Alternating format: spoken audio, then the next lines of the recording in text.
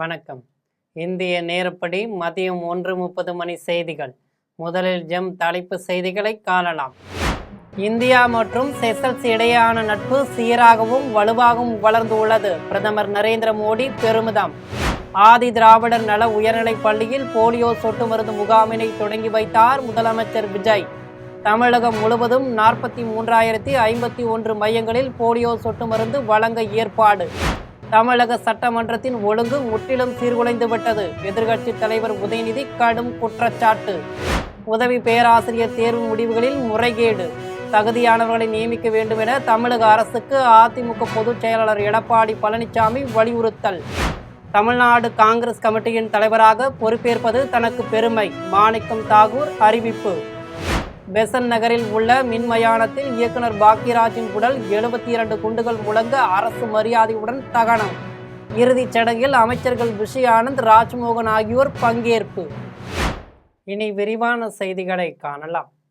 India மற்றும் Seychelles இடையேயான நட்பு சீராகவும் வலுவாகவும் வளர்ந்துள்ளதாக பிரதமர் மோடி தெரிவித்துள்ளார். செசல்ஸ் நாட்டின் அதிபர் பேட்ரிக் ஹெர்மினி அளித்த அதிகாரப்பூர்வ அரசு விருந்தில் பிரதமர் மோடி கலந்து கொண்டு உரையாற்றினார். அப்போது இந்தியா மற்றும் செசல்ஸ் இடையேயான நட்பு சீராகவும் வலுவாகவும் வளர்ந்துள்ளதாக தெரிவித்தார். இதனைத் தொடர்ந்து செசல்ஸ் அதிபர் பேட்ரிக் ஹெர்மினி பேசிய போது, இந்தியா எப்போதும் செசல்ஸ் நாட்டின் உண்மையான அசைக்க முடியாத நண்பனாக இருந்து வருவதாக தெரிவித்தார். இந்திய மக்களின் இந்த பாசத்தை தங்கள் நாட்டு மக்களும் இங்கு வாழும் துடிப்பான இந்திய வம்சாவளியினரும் முழுமையாக உணர்ந்துள்ளதாக கூறினார். பாலவாக்கத்தில் உள்ள ஆதி திராவிடர் நல உயர்நிலைப் பள்ளியில் போலியோ சொட்டு மருந்து முகாமினை முதலமைச்சர் விஜய் தொடங்கி வைத்தார். சென்னை பாலவாக்கத்தில் உள்ள ஆதி திராவிடர் நல உயர்நிலைப் பள்ளியில் போலியோ சொட்டு மருந்து முகாம் நடைபெற்றது. இதில் முதலமைச்சர் விஜய் கலந்து கொண்டு குழந்தைகளுக்கு போலியோ சொட்டு மருந்து வழங்கி முகாமை தொடங்கி வைத்தார். இதையடுத்து தமிழகம் முழுவதும் 52,91,000 குழந்தைகளுக்கு போலியோ சொட்டு மருந்து வழங்கப்பட உள்ளது. மருத்துவமனைகள், பள்ளிக்கூடங்கள், ஆரம்ப சுகாதார நிலையங்கள் உள்ளிட்ட மொத்தம் 43,051 மையங்களில் போலியோ சொட்டு மருந்து முகாம் ஏற்பாடு செய்யப்பட்டு உள்ளது. பெற்றோர் தங்கள் 5 வயதிற்குட்பட்ட குழந்தைகளுக்கு போலியோ சொட்டு மருந்து வழங்க வேண்டும் என்று அரசு தரப்பில் தெரிவித்துள்ளது. தமிழக சட்டமன்றத்தின் ஒழுங்கு முற்றிலும் சீர்குலைந்து விட்டதாக எதிர்க்கட்சி தலைவர் உதயநிதி குற்றம் சாட்டியுள்ளார். தஞ்சாவூர் மாவட்டம் ஒரத்தநாட்டில் நடைபெற்ற மாவட்ட திமுக அயலக அணி செயலாளர் முத்தமிழ் செல்வன் இல்ல திருமண விழாவில் எதிர்க்கட்சி தலைவர் உதயநிதி கலந்து கொண்டு மணமக்களை வாழ்த்தி உரையாற்றினார். அப்போது சட்டமன்றத்தை சினிமா ஷூட்டிங் போல் ஆளுங்கட்சி மாற்றியுள்ளதாக குற்றம் சாட்டினார். மேலும் சட்டசபையில் முதலமைச்சர் விஜய் டான்ஸ் மட்டும்தான் ஆடவில்லை என விமர்சித்தார். எனவே தமிழக சட்டமன்றத்தின் ஒழுங்கு முற்றிலும் சீர்குலைந்து விட்டதாக தெரிவித்தார். இந்த ஆட்சியின் கொடுமைகளை இளைஞர்கள் தட்டி கேட்டு வருகின்றனர். அப்படி தட்டி கேட்கும் இளைஞர்களை சோபா மாடல் அரசு கைது செய்து வருவதாக தெரிவித்தார். தூய சக்தி என்று சொன்னவர்கள் ஆட்சிக்கு வந்த அடுத்த நிமிடமே குதிரை பேரத்தை தொடங்கியதாக தெரிவித்தார். இந்த பகுதியில் நடக்கக்கூடிய அனைத்து கழக நிகழ்ச்சிகளும் இந்த திருமண மண்டபத்தில் தான் அண்ணன் அவருடைய உதவியால், முத்தமிழ்ச்செல்வன் அவருடைய உதவியால் இங்கே தொடர்ந்து நடந்து கொண்டிருக்கிறது. ஆகவே இப்படிப்பட்ட கழக குடும்பத்தின் திருமணத்தை நடத்தி வைக்கிறதுல மிகுந்த பெருமை அடைகின்றேன், மகிழ்ச்சி அடைகின்றேன். அரசு கல்லூரி உதவி பேராசிரியர் தேர்வு முடிவுகளில் முறைகேடு புகார் எழுந்துள்ள நிலையில் தகுதியானவர்களை நியமிக்க வேண்டும் என தமிழக அரசுக்கு அதிமுக பொதுச் செயலாளர் எடப்பாடி பழனிசாமி வலியுறுத்தியுள்ளார். அதிமுக பொதுச் செயலாளர் எடப்பாடி பழனிசாமி அறிக்கை வெளியிட்டுள்ளார். அதில் உதவி பேராசிரியர் எழுத்து தேர்வு முடிவுகளை ஆசிரியர் தேர்வு வாரியம் கடந்த 25ஆம் தேதி வெளியானதை தொடர்ந்து விளக்க கட்டுரைகளின் மதிப்பீட்டில் பெருமளவிலான முறைகேடுகள் நடந்ததாக குற்றச்சாட்டுகள் எழுந்துள்ளதாக தெரிவித்துள்ளார். இத்தேர்வில் புறநிலை வினாத்தாளில் 100 மதிப்பெண்களுக்கு மேல் பெற்ற ஒரு தேர்வர் விளக்கமுறை வினாத்தாளில் எப்படி 0 மதிப்பெண் பெற முடியும் என்று கேள்வி எழுப்பியுள்ளார். படித்த இளைஞர்களின் எதிர்காலத்துடன் ஆசிரியர் தேர்வு வாரியம் விளையாடுகிறது என்று குற்றம் சாட்டினார்.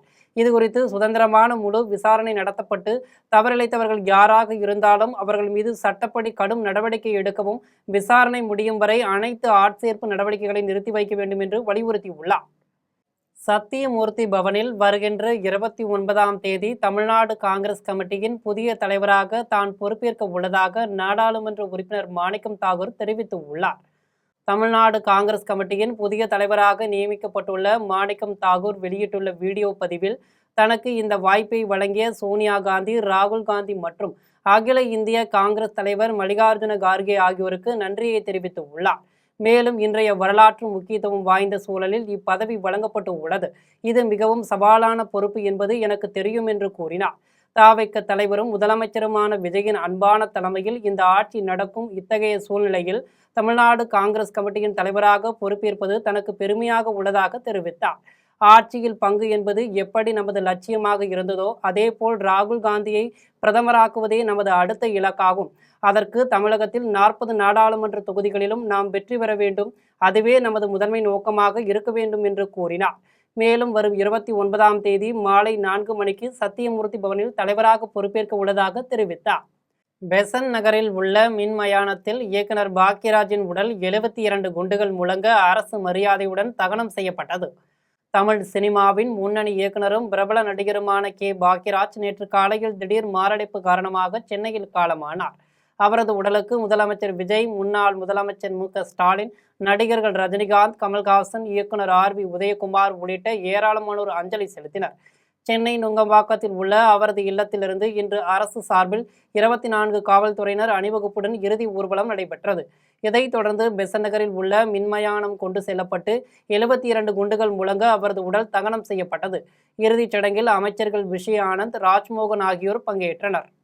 விருதாச்சலத்தில் புனரமைப்பு செய்த மாற்றுத்திறனாளி பள்ளி வகுப்பு அறையை தமிழ்நாடு வீட்டு வசதி மற்றும் நகர்ப்புற வளர்ச்சித்துறை அமைச்சர் ராஜ்குமார் ரிப்பன் வெட்டி திறந்து வைத்தார். கடலூர் மாவட்டம் விருதாச்சலம் அரசு ஆண்கள் மேல்நிலைப் பள்ளியில் உள்ள மாற்றுத்திறனாளி படிக்கக்கூடிய வகுப்பறையை தாவேக கடலூர் மேற்கு மாவட்ட இணைச் செயலாளர் சங்கர் தனது சொந்த செலவில் மறுசீரமைப்பு செய்து கட்டிடத்தை சரி செய்தார். இதன் திறப்பு விழாவில் தமிழ்நாடு வீட்டு வசதி மற்றும் நகர்ப்புற வளர்ச்சித்துறை அமைச்சர் ராஜ்குமார் கலந்து கொண்டு கட்டிடத்தை ரிப்பன் வெட்டி திறந்து வைத்தார். இதன் பின்னர் அவர் மாற்றுத்திறனாளி மாணவர்களுக்கு சீருடை, நோட்டு புத்தகம் உள்ளிட்ட நலத்திட்ட உதவிகளும் மரக்கன்று நடும் விழாவையும் தொடங்கி வைத்தார். தொடர்ந்து மாற்றுத்திறனாளி மாணவர்களுடன் அமர்ந்து புகைப்படம் எடுத்துக்கொண்டார். இந்நிகழ்ச்சியில் மேற்கு மாவட்ட செயலாளர் விஜய், மேற்கு மாவட்ட துணை செயலாளர் வாசு, நகர செயலாளர் அப்பாஸ் உள்ளிட்ட ஏராளமான கட்சி நிர்வாகிகள் மற்றும் தொண்டர்கள் கலந்து கொண்டனர். தாம்பரம் அருகே தலைமை காவலரை வெட்டிவிட்டு தப்பி முயன்ற ரவுடியை காலில் சுட்டு காவல்துறையினர் பிடித்து உள்ளனர். செங்கல்பட்டு மாவட்டம் தாம்பரம் அடுத்த மன்னிவாக்கத்தில் ரவுடிகள் கஞ்சாவுடன் பதுங்கி உள்ளதாக ஓட்டேரி காவல்துறையினருக்கு ரகசிய தகவல் கிடைத்தது. தகவலின் அடிப்படையில் காவல் தலைமை காவலர் ஆனந்த்ராஜ் தலைமையில் அப்பகுதியில் விசாரணை மேற்கொண்டனர். அப்போது ரவுடிகள் செல்லா, கனகராஜ் ஆகிய இருவரை கஞ்சாவுடன் பிடித்து காவல் வளாகத்தில் ஏற்ற முயன்றபோது செல்லா தான் மறைத்து வைத்திருந்த கத்தியால் தலைமை காவலர் ஆனந்த்ராஜை கடுமையாக தாக்கி உள்ளார். இதனை கண்ட காவல் உதவி ஆய்வாளர் துப்பாக்கியால் ஒருமுறை செல்லாவின் இடது காலில் சுட்டு பிடித்தார். இதனையடுத்து செல்லாவை தாம்பரம் அரசு தலைமை மருத்துவமனை சிகிச்சைக்காக காவல்துறையினர் அனுமதித்தனர். மேலும் காயமடைந்த தலைமை காவலருக்கும் அங்கு சிகிச்சை அளிக்கப்படுகிறது.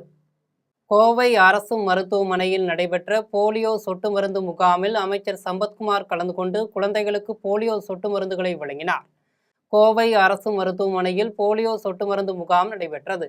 இதில் அமைச்சர் சம்பத்குமார் கலந்து கொண்டு பிறந்த குழந்தைகள் முதல் 5 வயதுக்குட்பட்ட குழந்தைகளுக்கு போலியோ சொட்டு மருந்து வழங்கினார்.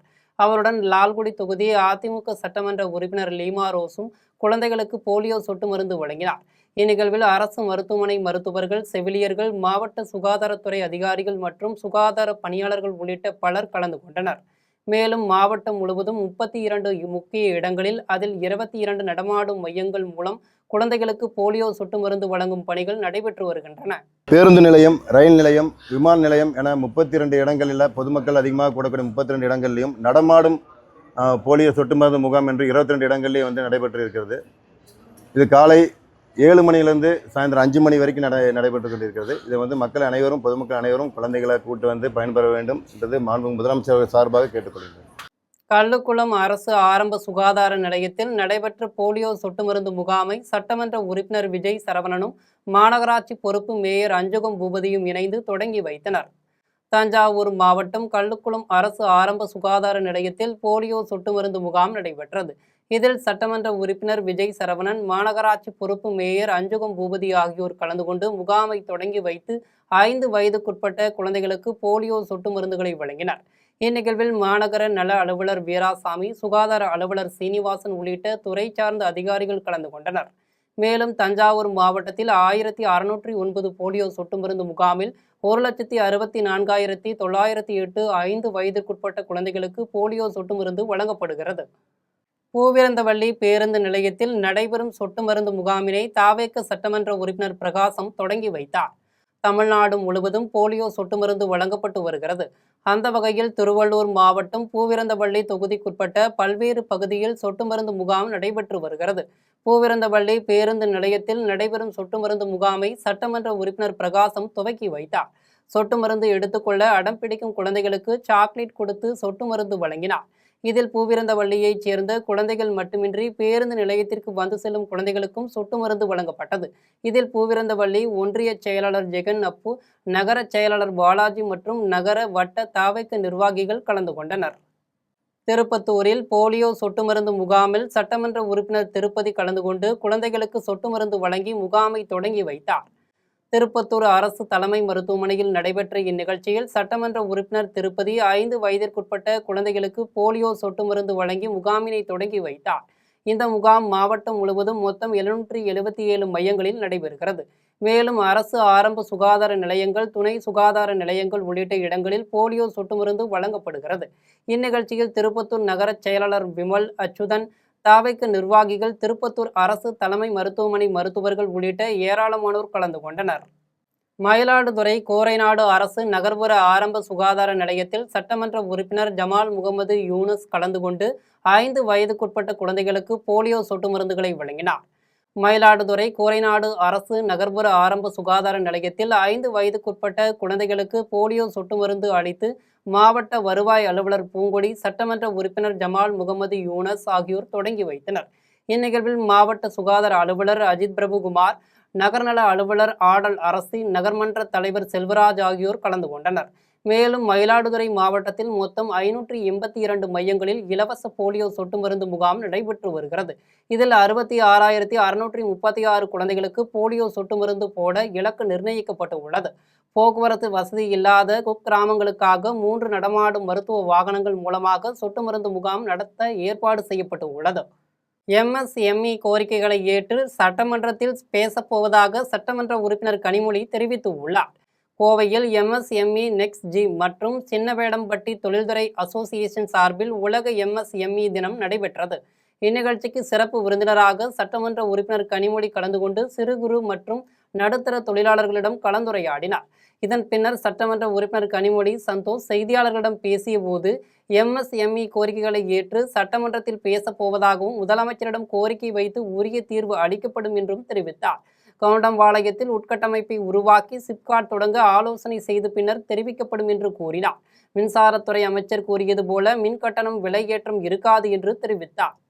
இன்னைய தேதிக்கு பார்த்தீங்கன்னா இன்னைக்கு தமிழ்நாடு மிகச்சிறந்த அளவில் ஒரு பொருளாதாரம் கொண்டிருக்கு அப்படின்னு சொன்னோம்னா அதுக்கு முக்கியமான காரணம் MSME தான். அதில் இன்னும் குறிப்பிட்டு சொல்லணும் அப்படின்னு சொல்லும்போது இந்த கோயம்புத்தூரில் இருக்கக்கூடிய MSME நிறுவனங்கள் இந்தியாவினுடைய ஒட்டுமொத்த இந்தியாவுக்குமே நம்மளுடைய பொருளாதார வளத்தை மட்டும் சேர்க்காம நம்மளுடைய தொழில் வாய்ப்புகள், அதே போல கல்விச்சூழல் அனைத்துக்குமே காரணமாக இந்த MSME இண்டஸ்ட்ரி தான் விளங்குதுன்னு சொன்னால் அது மிகையாகாது. பரங்கிப்பேட்டை பகுதியில் ஹைட்ரோ கார்பன் கிணறு அமைப்பதற்கு தமிழக அரசு அனுமதிக்க கூடாது என இந்திய கம்யூனிஸ்ட் கட்சி மாநில செயலாளர் வீரபாண்டியன் தெரிவித்துள்ளார். கடலூரில் இந்திய கம்யூனிஸ்ட் கட்சியின் மாநில செயலாளர் வீரபாண்டியன் செய்தியாளர்களை சந்தித்து பேசினார். அப்போது ஆக்கிரமிப்பு என்ற பெயரில் அதிகாரிகள் தெருவோர வியாபாரிகளின் பொருட்களை எல்லாம் சேதப்படுத்தி எடுத்து செல்கிறார்கள் என்றும் அவற்றை உடனடியாக கொடுத்திட வேண்டும் என்றும் தெரிவித்தார்.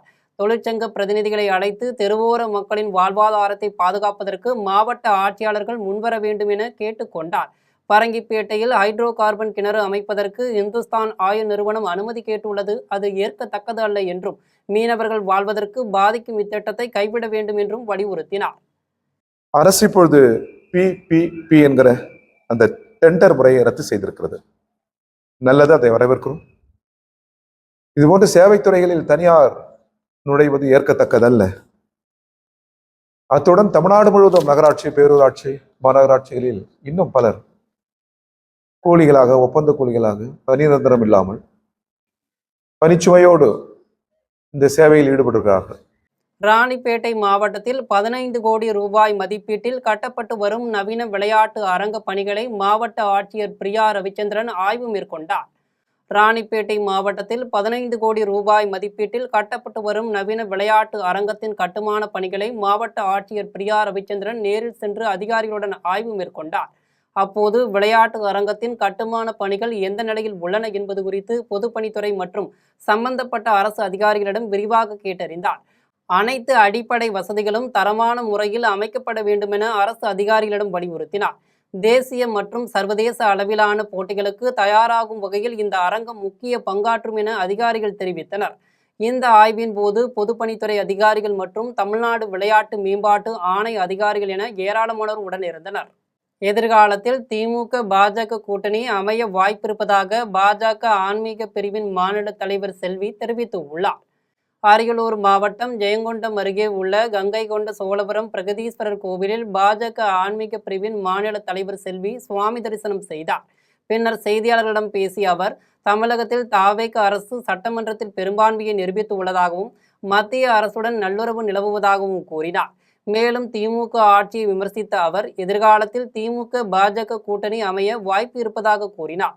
தாவேக அரசின் இந்து சமய அறநிலையத்துறை அமைச்சர் ரமேஷின் கோயில் மேம்பாட்டு பணிகளை பாராட்டிய அவர், அதற்கு பாஜக ஆன்மீக பிரிவு தொடர்ந்து ஆதரவு அளிக்கும் என்றும் தெரிவித்தார். அதேபோன்று கங்கை கொண்ட சோழபுரம் பிரகதீஸ்வரர் கோவிலில் கிரிவலம் செல்வதற்கு சாலை வசதி, மின்சார வசதி உள்ளிட்ட பல்வேறு அடிப்படை வசதிகளை செய்து தர வேண்டும் என்று தெரிவித்தார்.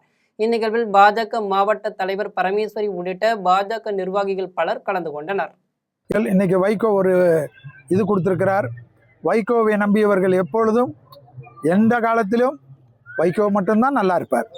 அவரை நம்பியவர்கள் எப்பொழுதும் கெட்டு போவார்கள், அழிந்து போவார்கள், இல்லை என்றால் கடைசி இடத்துக்கு தான் போவார்கள். இது சரித்திரம் சொல்லக்கூடிய விஷயம். தஞ்சாவூரில் நடைபெற்ற கபிஸ்தலம் லைன்ஸ் சங்க நிர்வாகிகளின் பதவியேற்பு விழாவில் 2ஆம் துணை ஆளுநர் ராஜன் கலந்து கொண்டு புதிய நிர்வாகிகளுக்கு பதவி பிரமாணம் செய்து வைத்தார். தஞ்சாவூர் மாவட்டத்தில் கபிஸ்தலம் லைன்ஸ் சங்கத்தின் முன்னாள் தலைவர் பாலகிருஷ்ணன் தலைமையில் நிர்வாகிகளின் பதவியேற்பு விழா நடைபெற்றது. இதில் 2ஆம் துணை ஆளுநர் ராஜன் கலந்து கொண்டு புதிய நிர்வாகிகளுக்கு பதவி பிரமாணம் செய்து வைத்து பொதுமக்களுக்கு நலத்திட்ட உதவிகளை வழங்கி உரையாற்றினார். இதில் சங்க தலைவர் அருணாச்சலம், ஆளுநர் செயலாளர் சிவராமகிருஷ்ணன், நிர்வாக ஆலோசகர் துரைசாமி உள்ளிட்டோர் கலந்து கொண்டனர். காசிமேட்டில் மீன்வரத்து அதிகரித்து விலை குறைந்ததால் மீன் பிரியர்கள் மகிழ்ச்சி அடைந்து உள்ளனர்.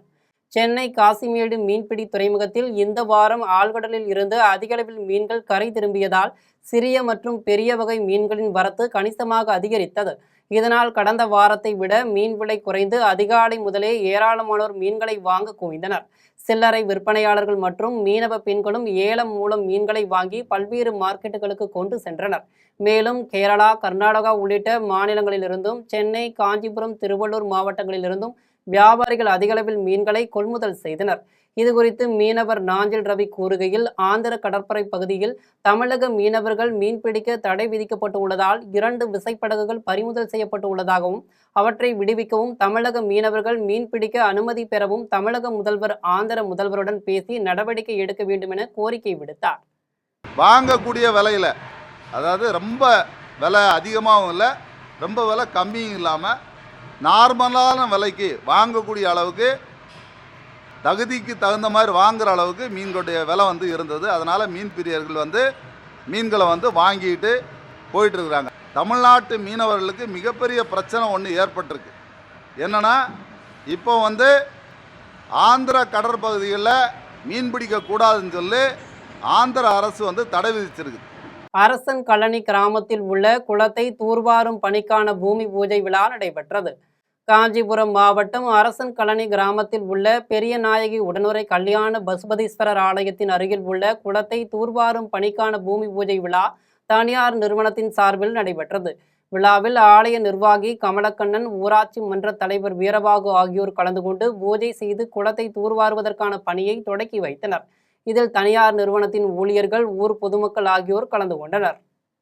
திருவேற்காட்டில் குடியிருப்புகள் நிறைந்த பகுதியில் கால்நடை பண்ணை செயல்படுவதை கண்டித்து திடீர் போராட்டத்தில் ஈடுபட்ட பொதுமக்களிடம் சட்டமன்ற உறுப்பினர் ரமேஷ்குமார் நேரில் பேச்சுவார்த்தை நடத்தி உரிய நடவடிக்கை எடுப்பதாக உறுதியளித்து உள்ளார். சென்னை திருவேற்காடு காவல் நிலையம் அருகே 20க்கும் மேற்பட்ட கால்நடைகள் வளர்க்கப்பட்டு வருகின்றன. இங்கு ஏராளமான குடியிருப்புகள் உள்ளதால் கால்நடைகளால் பொதுமக்கள் பெரிதும் பாதிப்புக்கு உள்ளாகி உள்ளனர். இதுகுறித்து பலமுறை சம்பந்தப்பட்ட அதிகாரிகளுக்கு புகார் அளித்தும் நடவடிக்கை எடுக்காததால் ஆத்திரமடைந்த பொதுமக்கள் கால்நடை பண்ணை உரிமையாளர் வீட்டை முற்றுகையிட்டனர். தகவல் அறிந்து வந்த சட்டமன்ற உறுப்பினர் ரமேஷ்குமார் பொதுமக்களை சந்தித்து உரிய நடவடிக்கை எடுப்பதாக உறுதியளித்தார். இதன் பின்னர் செய்தியாளர்களை சந்தித்து பேசிய சட்டமன்ற உறுப்பினர் ரமேஷ்குமார், கால்நடை வளர்ப்பிற்கு வரைமுறை கொண்டு வருவதாகவும் நகராட்சி மற்றும் காவல்துறையினர் மூலம் நடவடிக்கை எடுப்பதாக தெரிவித்தார். இதனிடையே சட்டமன்ற உறுப்பினர் சென்ற சிறிது நேரத்தில் அங்கு இருதரப்பினருக்கும் இடையே வாக்குவாதம் ஏற்பட்டது. இதுகுறித்து இருதரப்பினரும் மாறி மாறி திருவேற்காடு காவல் நிலையத்தில் புகார் அளித்து உள்ளனர். இந்த சம்பவம் காரணமாக அங்கு சிறிது நேரம் பரபரப்பு ஏற்பட்டது. கிட்டத்தட்ட ஒரு 10 கிரவுண்டுக்கு மேலே இருக்கும். அந்த இடத்துல மாடு வளர்த்து கொண்டிருக்கிறார்கள். இந்த மாடு வளர்ப்பு நிமித்தமாக இந்த பகுதியில் அநேகர் பாதிக்கப்பட்டிருக்கிறாங்க. அதாவது மாடு முட்டி ஒருவருக்கு அடிபட்டிருக்கிறது. மாடு மறித்து இந்த இடத்துல பல நாளாய் அதை எடுக்காமல் இருந்திருக்கிறார்கள். ஆரணி வட்டாட்சியர் அலுவலகத்தில் நிறுத்தி வைக்கப்பட்டிருந்த இருசக்கர வாகனத்திற்குள் பாம்பு புகுந்த சம்பவம் அப்பகுதியில் பெரும் பரபரப்பை ஏற்படுத்தி உள்ளது. திருவண்ணாமலை மாவட்டம் ஆரணி வட்டாட்சியர் அலுவலகத்தில் பணியாற்றி வரும் தேவநாதன் என்பவர் வழக்கம் போல் பணி முடிந்து இரவு 7 மணிக்கு வீட்டிற்கு செல்ல தனது இருசக்கர வாகனத்தை எடுக்க முயன்றார். அப்போது திடீரென அருகே சென்ற பாம்பு ஒன்று ஆள் வருவதைக் கண்டு தேவநாதன் இருசக்கர வாகனத்தில் புகுந்தது.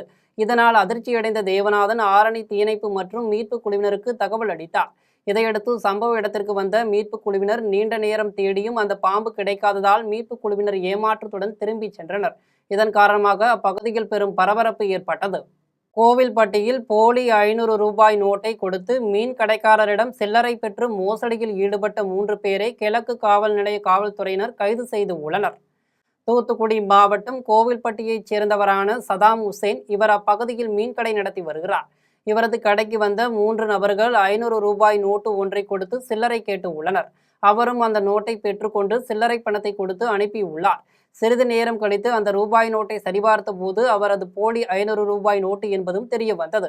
இதனால் அதிர்ச்சியடைந்த சதாம் உசேன் உடனடியாக அந்த நபர்களை தேடி சென்று உள்ளார். அப்போது கோவில்பட்டி மாவட்ட அரசு மருத்துவமனை அருகே நின்று கொண்டிருந்த 3 பேரையும் பொதுமக்கள் உதவியுடன் மடக்கி பிடித்து காவல் நிலையத்தில் ஒப்படைத்தார். இதுகுறித்து கோவில்பட்டி கிழக்கு காவல் நிலைய காவல்துறையினர் வழக்கு பதிவு செய்து விசாரணை மேற்கொண்டனர். விசாரணையில் போலி பணத்தை கொடுத்து மோசடி செய்ய முயன்ற விளாத்திக்குளத்தைச் சேர்ந்த ராம்குமார், விரிசம்பட்டியைச் சேர்ந்த ராஜீவ் மற்றும் குளத்தூரைச் சேர்ந்த சுரேந்தர் ஆகிய 3 பேரையும் காவல்துறையினர் கைது செய்து தொடர்ந்து விசாரணை மேற்கொண்டு வருகின்றனர். வானகரம் அருகே குடும்ப தகராறு காரணமாக 2 பச்சிளம் குழந்தைகளுடன் தாய் கோவில் குளத்தில் குதித்து தங்கள் உயிரை மாய்த்து கொண்ட சம்பவம் அப்பகுதியில் பெரும் சோகத்தை ஏற்படுத்தி உள்ளது. சென்னை வானகரத்தைச் சேர்ந்தவர்கள் ஆனந்த்ராஜ் தேன்குழலி தம்பதியர். இதில் ஆனந்த்ராஜ் மது போதையில் வீட்டிற்கு வந்து தொடர்ந்து தகராறில் ஈடுபட்டு வந்ததால் தேன்குழலி கடும் மன உளைச்சலுக்கு ஆளாகி உள்ளார். இதனால் ஏற்பட்ட விரக்தியில் தேன்குழலி தனது 3 வயது மகன் நிதிஷ் மற்றும் 1 வயது குழந்தை மித்ரன் ஆகியோருடன் அருகில் உள்ள கோவில் குளத்தில் குதித்து தங்கள் உயிர்களை மாய்த்து கொண்டார். தகவல் அறிந்து வந்த மதுரவாயில் தீயணைப்பு துறையினர் நீண்ட நேர தேடலுக்கு பின்னர் 3 பேர் உடலையும் மீட்டு உடற்கூராய்விற்காக கீழ்ப்பாக்கம் அரசு மருத்துவமனைக்கு அனுப்பி வைத்தனர். இந்த சம்பவம் குறித்து காவல்துறையினர் வழக்கு பதிவு செய்து விசாரணை மேற்கொண்டு வருகின்றனர். ஆலங்குடி அருகே 4ஆம் வகுப்பு படிக்கும் சிறுவன் உயிர்பறிப்பு செய்யப்பட்ட சம்பவம் அப்பகுதியில் பெரும் பரபரப்பை ஏற்படுத்தி உள்ளது. புதுக்கோட்டை மாவட்டம் ஆலங்குடி அருகே உள்ள கருக்காக்குறிச்சி கீழத்தெரு கிராமத்தை சேர்ந்தவர் பாலாஜி. இவரது 9 வயது மகன் திருமேனி என்பவர் அரசு தொடக்கப்பள்ளியில் 4ஆம் வகுப்பு படித்து வருகிறார். இந்நிலையில் வழக்கம் போல் மாலை விளையாடச் சென்ற சிறுவன் இரவாகியும் வீடு திரும்பாததால் பெற்றோர் மற்றும் உறவினர் சிறுவனை தேட தொடங்கினர். அரை மணி நேரம் தேடிய பிறகு சிறுவன் வீட்டிலிருந்து 100 மீட்டர் தள்ளி இருக்கக்கூடிய தண்ணீர் இல்லாத குளத்தின் கரையில் கழுத்தில் மற்றும் முகத்தில் காயத்தோடு சடலமாக கிடந்து உள்ளார். இதுகுறித்து ஆலங்குடி துணை காவல் கண்காணிப்பாளர் மனோகரன், வடகாடு காவல் ஆய்வாளர் அனந்த பத்மநாபன் ஆகியோர் மோப்பநாய் உதவியோடு அங்கு விரைந்து வந்து தீவிர விசாரணை மேற்கொண்டு வருகின்றனர். இச்சம்பவம் அப்பகுதியில் பரபரப்பை ஏற்படுத்தியது. அருப்புக்கோட்டை அருகே உள்ள மீனாட்சி சொக்கநாதர் கோவிலில் திருக்கல்யாண வைபவம் மிக சிறப்பாக நடைபெற்றது. விருதுநகர் மாவட்டம் சொக்கலிங்கபுரத்தில் உள்ள மீனாட்சி சொக்கநாதர் கோவிலில் திருக்கல்யாண விழாவை முன்னிட்டு மீனாட்சி மற்றும் சொக்கநாதர் சுவாமிகள் சிறப்பு அலங்காரத்தில் கோயில் மண்டபத்தில் எழுந்தருளி பக்தர்களுக்கு காட்சி அளித்தார். தொடர்ந்து மணமேடைக்கு முன்பு பழங்கள், பட்டுச்சேலை, பட்டு வேட்டி உள்ளிட்ட சீர்வரிசை பொருட்கள் வைக்கப்பட்டு சிறப்பு யாகம் நடைபெற்றது. இதன் பின்னர் மங்கல்ய பூஜையை தொடர்ந்து மீனாட்சி அம்மனுக்கு சிவாச்சாரியர்கள் வேத மந்திரங்கள் முழங்க திருமாங்கல்யம் அணிவித்து திருக்கல்யாணம் மிக சிறப்பாக நடைபெற்றது. இந்நிகழ்வில் ஏராளமான பக்தர்கள் கலந்து கொண்டு சாமி தரிசனம் செய்தனர். அருப்புக்கோட்டையில் அதிமுக இளைஞர் மற்றும் இளம் பெண்கள் பாசறை சார்பில் இறகு பந்து போட்டி நடைபெற்றது. விருதுநகர் மாவட்டம் அருப்புக்கோட்டையில் விருதுநகர் கிழக்கு மாவட்ட அதிமுக இளைஞர் மற்றும் இளம் பெண்கள் பாசறை சார்பில் பாசறை செயலாளர் பாலமுருகன் ஏற்பாட்டில் தனியார் விளையாட்டு பயிற்சி மையம் இணைந்து மாநில அளவிலான இறகுப்பந்து போட்டிகள் நடைபெற்றது. மொத்தம் 5 பிரிவுகளாக நடைபெற்ற இந்த போட்டியில் விருதுநகர், மார்த்தாண்டம், கன்னியாகுமரி, திருநெல்வேலி, மதுரை, திருச்சி, சென்னை போன்ற மாநிலத்தில் பல்வேறு பகுதிகளில் இருந்து வந்திருந்த 200க்கும் மேற்பட்ட வீரர்கள் பங்கேற்று விளையாடினர். இந்த இறகுப்பந்து போட்டியில் மாநில அளவில் மற்றும் மாவட்ட அளவில் வெற்றி பெற்ற அணிகளுக்கு ரொக்க பரிசு மற்றும் கோப்பை வழங்கப்பட்டது. இப்போட்டியினை ஏராளமானோர் கண்டு ரசித்தனர். குடியாத்தம் ரயில் நிலையம் அருகில் கஞ்சா விற்பனை செய்த நபரை காவல்துறையினர் கைது செய்து 4 கிலோ கஞ்சாவை பறிமுதல் செய்து உள்ளனர். வேலூர் மாவட்டம் குடியாத்தம் ரயில் நிலையம் அருகில் கஞ்சா விற்பனை செய்யப்படுவதாக காவல்துறையினருக்கு ரகசிய தகவல் கிடைத்தது. இதன் அடிப்படையில் குடியாத்தம் காவல்துறையினர் அப்பகுதியில் தீவிர கண்காணிப்பு பணியில் ஈடுபட்டனர். அங்கு சந்தேகத்திற்கு இடமாக வந்த ஒரு நபரை நிறுத்தி சோதனை செய்தனர். அப்போது அவர் வைத்திருந்த பையில் 4 கிலோ கஞ்சா இருப்பது தெரிய வந்தது. மேலும் விசாரணையில் மதுரை மாவட்டம் உசிலம்பட்டி பகுதியைச் சேர்ந்த சின்னசாமி என்பதும் அவர் ஒடிசா மாநிலத்தில் இருந்து தமிழகத்திற்கு கஞ்சா கடத்தி வந்ததும் தெரிய வந்தது. இதையடுத்து அவரை கைது செய்த காவல்துறையினர் அவரிடமிருந்த கஞ்சாவை பறிமுதல் செய்தனர். இதேபோல் சைனகுண்டாவில் உள்ள ஒரு கடையில் அரசால் தடை செய்யப்பட்ட 10 கிலோ போதைப் பொருட்களை பறிமுதல் செய்து குடியாத்தம் காவல்துறையினர் விசாரணை மேற்கொண்டு வருகின்றனர். குடியாத்தம் மற்றும் அதன் சுற்றுவட்டார பகுதிகளில் திடீரென பெய்த கனமழையால் நகரின் தாழ்வான பகுதிகளில் மழைநீருடன் கழிவுநீரும் கலந்து குளம்போல் தேங்கியதால் வாகன ஓட்டிகளும் பொதுமக்களும் கடும் அவதிக்குள்ளாகினர். வேலூர் மாவட்டத்தில் கடந்த சில நாட்களாக வெயிலின் தாக்கம் அதிகமாக காணப்பட்ட நிலையில் குடியாத்தம் மற்றும் அதன் சுற்றுவட்டார பகுதிகளில் மாலையில் திடீரென கனமழை பெய்தது. இதன் காரணமாக நகரின் தாழ்வான சாலைகளில் மழைநீருடன் கழிவுநீரும் கலந்து குளம்போல் தேங்கியது. இதனால் வாகன ஓட்டிகளும் பொதுமக்களும் கடும் அவதிக்குள்ளாகினர். இனி வருவது திரையுலகச் செய்திகள். பிரபல நடிகர் நிவின் பாலி நடிக்கும் விஜயம் திரைப்படத்தின் டீசரை படக்குழுவினர் வெளியிட்டு உள்ளனர். பிரபல நடிகர் நிவின் பாலி விஜயம் என்ற புதிய படத்தில் நடித்து உள்ளார். இயக்குனர் அல்போன்ஸ் புத்திரன் இயக்கத்தில் இசையமைப்பாளர் மிதுன் முகுந்தன் இப்படத்திற்கு இசையமைத்து உள்ளார். இப்படத்தில் மமிதா பைஜு, ஆர்சா சாந்தினி பைஜு, வினய் ஃபோர்ட், ஜாக்வர் இடுக்கி ஆகியோர் முக்கிய கதாபாத்திரங்களில் நடித்து உள்ளனர். இத்திரைப்படத்தின் டீசர் வெளியாகி உள்ள நிலையில் அவரது ரசிகர்களிடையே இப்படத்தின் மீதான எதிர்பார்ப்பு அதிகரித்து உள்ளது. இனி வருவது உலகச் செய்திகள்.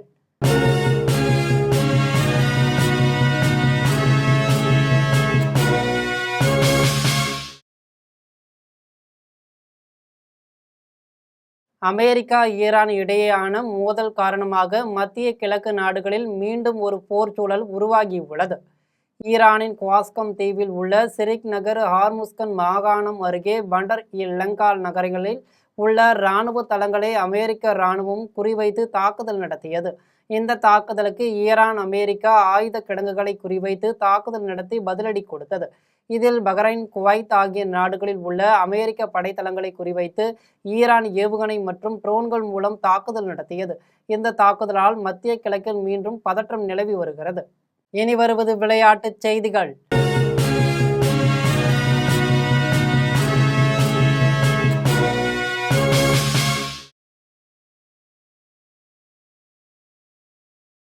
உலக கோப்பை கால்பந்து தொடரின் ஜே பிரிவுக்கான போட்டியில் ஜோர்டானை வீழ்த்தி அர்ஜென்டினா அணி வெற்றி பெற்று உள்ளது. அமெரிக்காவின் டெக்சாஸ் நகரில் உள்ள டால்டாஸ் மைதானத்தில் 23வது உலகக்கோப்பை கால்பந்து தொடரின் ஜே பிரிவுக்கான போட்டி நடைபெற்றது. இந்த போட்டியில் அர்ஜென்டினா, ஜோர்டான் அணிகள் மோதின. இதில் மிகவும் சிறப்பாக விளையாடிய அர்ஜென்டினா அணி 3-1 என்ற கோல் கணக்கில் ஜோர்டானை வீழ்த்தி வெற்றி பெற்றது. இதன் மூலம் அர்ஜென்டினா அணி அடுத்த சுற்றுக்கு முன்னேறியுள்ளது. மகளிர் 20 ஓவர் உலக கோப்பை கிரிக்கெட் தொடரின் 30வது போட்டியில் இந்தியா மற்றும் ஆஸ்திரேலிய அணிகள் மோதுகின்றன. இங்கிலாந்தில் உள்ள லார்ட்ஸ் மைதானத்தில் மகளிர் 20 ஓவர் உலக கோப்பை கிரிக்கெட் தொடரின் 30வது போட்டி நடைபெறுகிறது. இந்த போட்டியில் இந்தியா மற்றும் ஆஸ்திரேலிய மகளிர் அணிகள் மோதுகின்றன. இதில் இந்திய அணியின் கேப்டன் ஹர்மன்பிரீத் கவுர் தலைமையிலான வீரர்களும் ஆஸ்திரேலியா அணியின் கேப்டன் சோபி மொலினெக்ஸ் தலைமையிலான வீரர்களும் பங்கேற்கின்றன. இவ்விரு அணிகளும் சர்வதேச 20 ஓவர் போட்டியில் 38 முறை நேருக்கு நேர் மோதி இருக்கின்றன. அதில் ஆஸ்திரேலிய அணி 27 முறையும் இந்தியா அணி 10 முறையும் வென்று உள்ளன. மேலும் ஒரு போட்டி டிராவில் முடிந்தன. இந்நிலையில் இன்றைய போட்டியில் யார் வெற்றி பெறப் போகிறார்கள் என்று ரசிகர்களிடையே பெரும் எதிர்பார்ப்பு உள்ளது. மீண்டும் தலைப்பு செய்திகள். இந்தியா மற்றும் செசல்ஸ் இடையேயான நட்பு சீராகவும் வலுவாகவும் வளர்ந்து உள்ளது. பிரதமர் நரேந்திர மோடி பெருமிதம். ஆதி திராவிடர் நல உயர்நிலைப் பள்ளியில் போலியோ சொட்டு மருந்து முகாமினை தொடங்கி வைத்தார் முதலமைச்சர் விஜய். தமிழகம் முழுவதும் 43,051 மையங்களில் போலியோ சொட்டு மருந்து வழங்க ஏற்பாடு. தமிழக சட்டமன்றத்தின் ஒழுங்கு முற்றிலும் சீர்குலைந்துவிட்டது. எதிர்க்கட்சி தலைவர் உதயநிதி கடும் குற்றச்சாட்டு. உதவி பேராசிரியர் தேர்வு முடிவுகளில் முறைகேடு. தகுதியானவர்களை நியமிக்க வேண்டும் என தமிழக அரசுக்கு அதிமுக பொதுச் செயலாளர் எடப்பாடி பழனிசாமி வலியுறுத்தல். தமிழ்நாடு காங்கிரஸ் கமிட்டியின் தலைவராக பொறுப்பேற்பது தனக்கு பெருமை. மாணிக்கம் தாகூர் அறிவிப்பு. பெசன் நகரில் உள்ள மின்மயானத்தில் இயக்குனர் பாக்யராஜின் உடல் 72 குண்டுகள் முழங்க அரசு மரியாதையுடன் தகனம். இறுதிச் சடங்கில் அமைச்சர்கள் ரிஷி ஆனந்த், ராஜ்மோகன் ஆகியோர் பங்கேற்பு.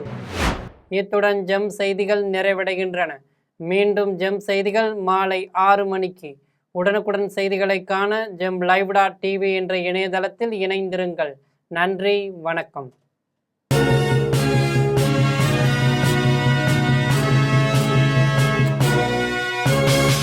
உடனுக்குடன் அப்டேட் தெரிந்து கொள்ள ஜெம் டிவி தமிழ் ஆப்பை இன்ஸ்டால் செய்யவும்.